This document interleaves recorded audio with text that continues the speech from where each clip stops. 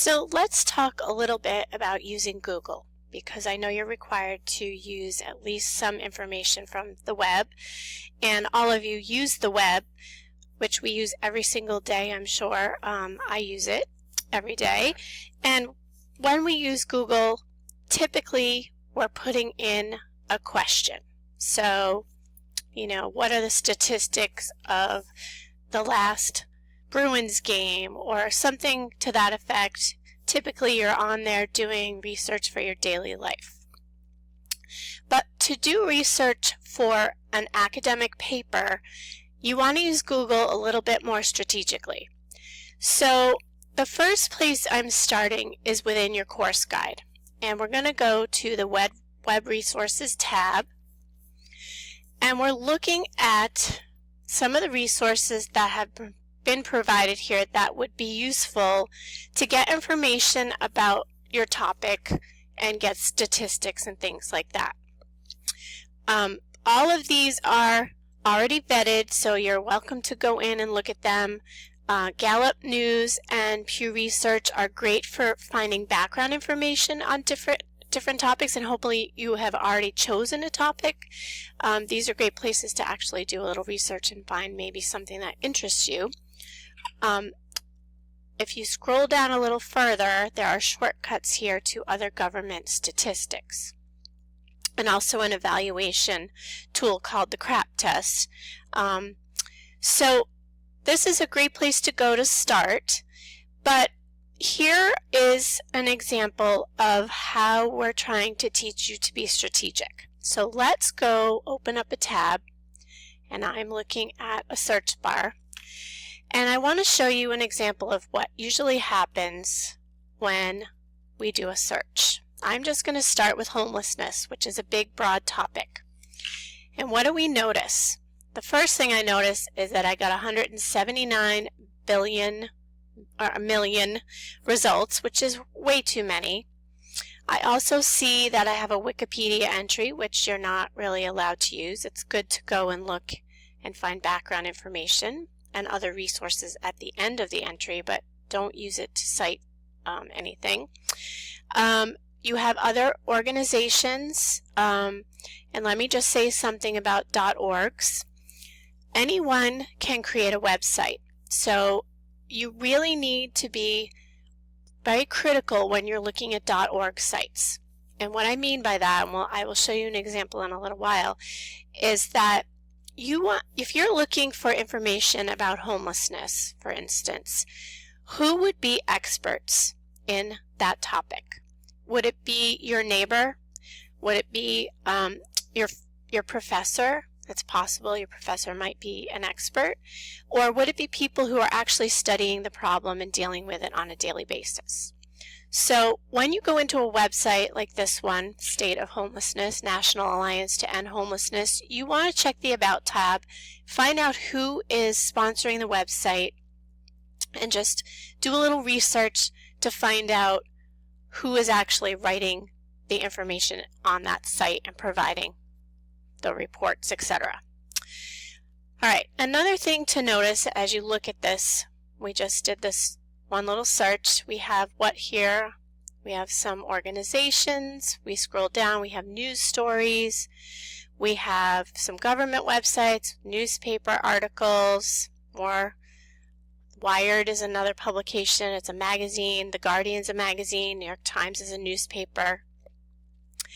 And then we have some advertisements. We keep going. We have some government websites. So the way Google works is using algorithms. So whoever provides the most money to Google is actually going to end up at the top. So just be a little critical of what you're looking at. Alright, so this is what I'm going to show you. This is how we can be strategic. We are going to do a search. I'm doing homelessness and depression. And then I'm typing this word cite, S-I-T-E with a colon, and then I'm going to do .gov.